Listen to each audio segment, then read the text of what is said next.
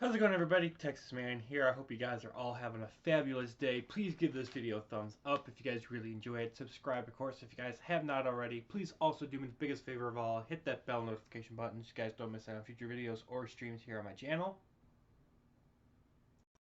And please make sure to head over to Twitch. Follow me there at Douglas447 so you guys don't miss out on streams that I do there. I stream Call of Duty, Overwatch, Battlefield,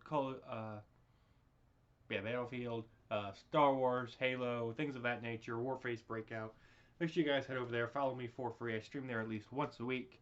And guys, we have made it to the epic conclusion, the final season, Season 4 of Battlestar Galactica. This season debuted in 2008. And of course, we're going to be talking about everything positive and negative that happened in this finale season. And I want to let you guys know that you guys probably want to grab a thing of popcorn and a soda, because this review is going to be extensively long. This is probably going to be my longest one out of all four, just because I have so much I want to talk about. There was so much that happened in this season, both good and bad. So make sure you guys are strapped in. This is probably going to be a very, very long video. I'm probably going to have to trim it down.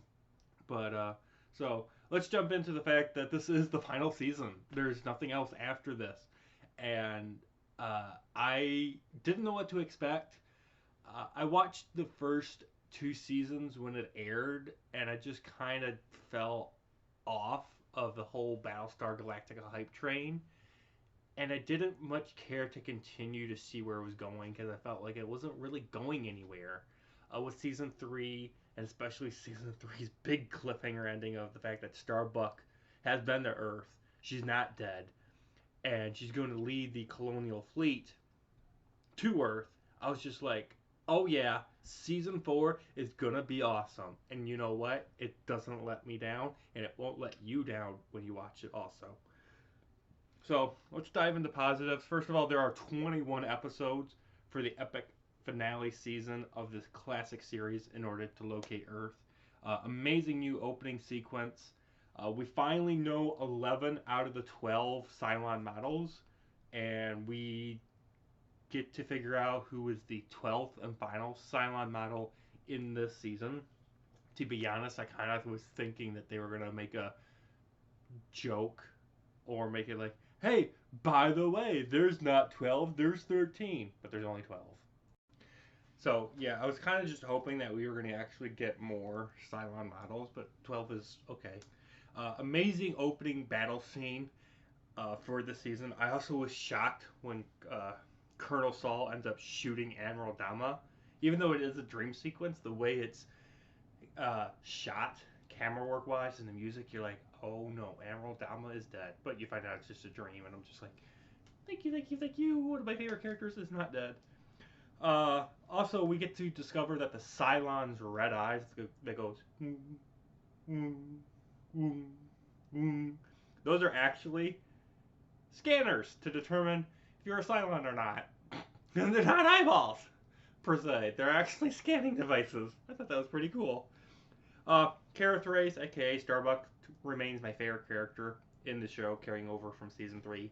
Yes, Gaius Baltar is not my favorite character anymore. He was my favorite character in the first 2 seasons.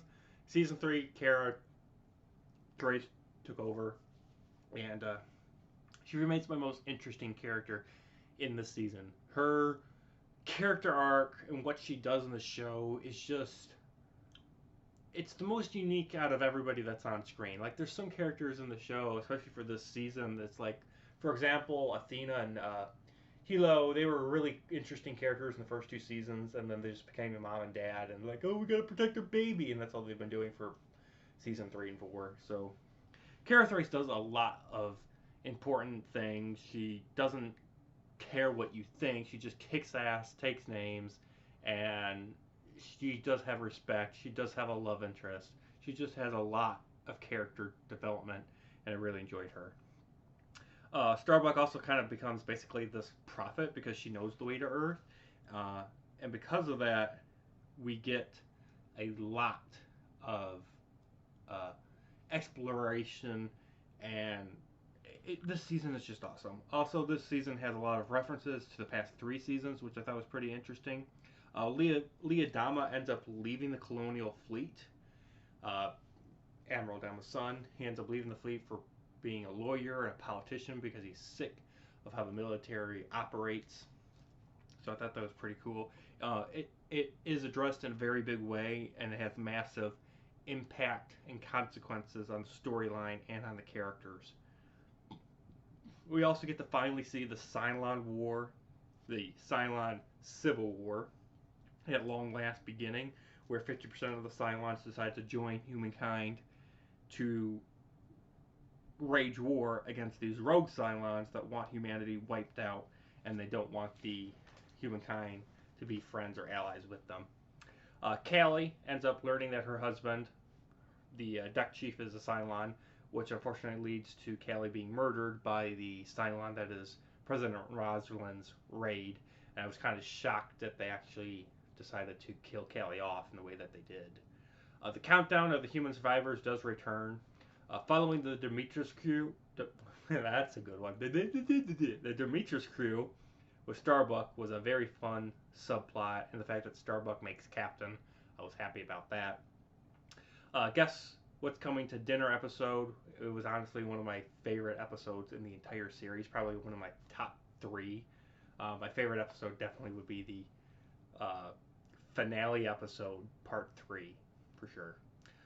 The VP, Tom Zarek, ends up becoming president for a while, which leads to a massive civil unrest, and it leads to Lee Adama becoming president for a while. Unfortunately, like, who's in charge of being president and admiral of the fleet in this season? I wanted to address this as kind of a negative thing, but they constantly flip who's president. Like, you're never sure who's president. Is it Tom Zarek, Lee Adama, Rosalind, Gaius Baltar? Just like, they don't know who they wanted to be as president in this season. And even at the end of the show, they finally just like, yeah, we're all presidents, I guess. It's just weird. Admiral Dama ends up becoming...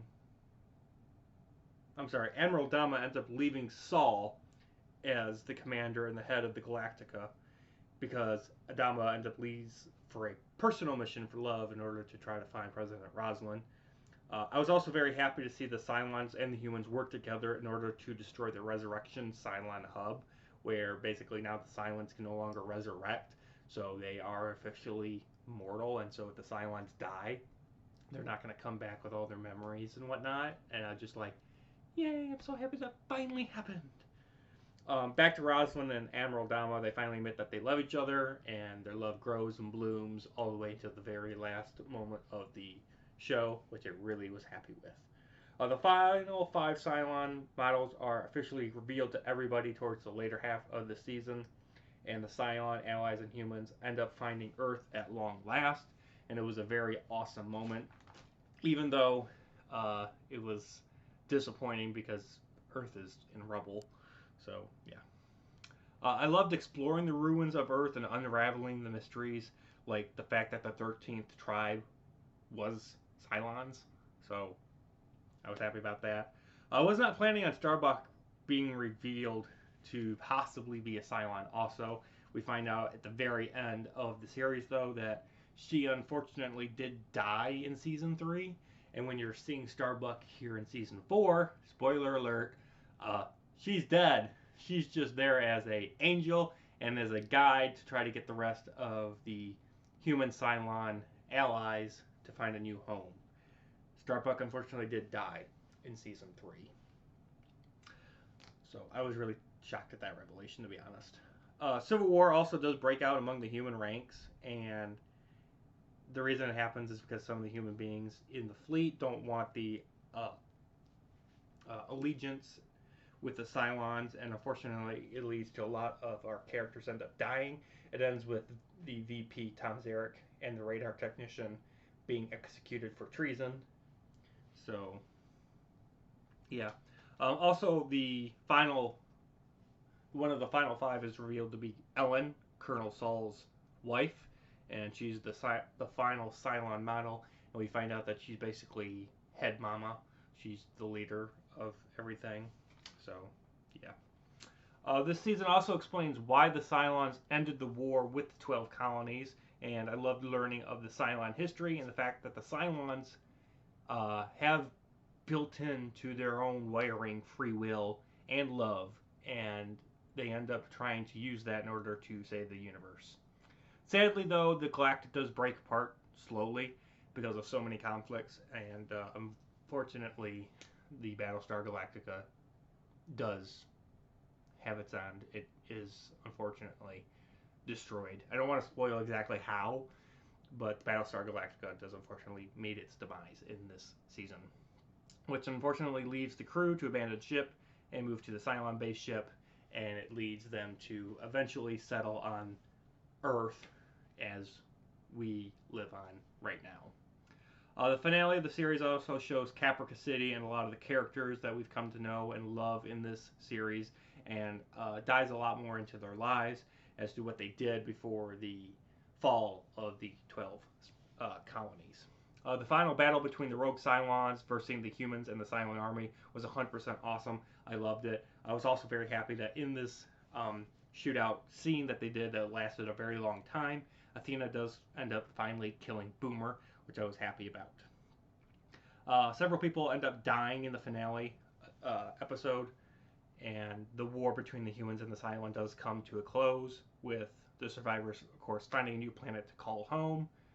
Rosalind ends up finally dying of her cancer, and the finale kind of makes it where it's like, hey, we as a human being species on this Earth, we need to be careful of how we develop technology, because it may unfortunately lead us to our own nuclear destruction. For negatives, I do have several I do want to address. Unlike the past 3 seasons, with only a few months break between the show ended up taking a 2-year intermission between the end of season 2 and season 4 to continue and to unfortunately conclude the season and the show. And I thought that was kind of weird that it took a 2-year break. I think it was kind of worth it though, but I heard a lot of people complain that, like, why am I waiting 2 years? And I'm like, beats me. But honestly, the final season is my favorite. It's, to me, the best season, even though there are some negatives I'm going to be discussing. There are some PG-13 sex scenes, so do be aware of that. Gaius Baltar, I hated his guts in this season. He really didn't do anything. It's kind of weird that my favorite character in this whole show for the first 2 seasons just went. It went like this for the first 2 seasons, and then it's like season 3, it's like, and then season 4 is like, because basically Gaius Baltar becomes this Jesus savior by curing the sickness and constantly praying. He basically is this, I can do anything, I'm a prophet, I can heal the sick, I can give amazing speeches. He's just boring and irritating when he's on screen. He doesn't do anything. And like even in the finale, all he does is shoot at evil Cylon for a few seconds. And then he's on the new home planet for human beings and Cylons. And he's just constantly giving dialogue, and his character had so much potential, and I felt like the show wasted him. Things just happen because the show needs them to. They even say that in the show. I'm just like, that drives me up a wall when that happens. Like, why? Also, this season introduces gay Cylons.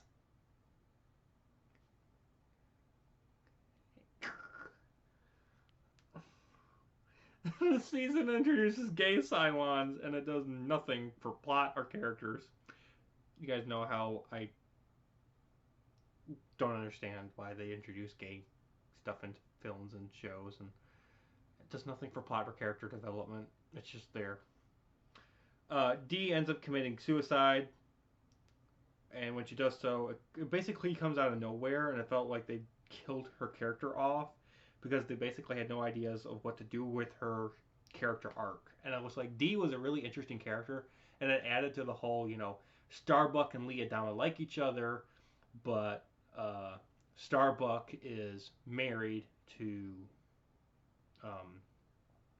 the rebellion leader dude. I can't remember his name. I think it's Saul.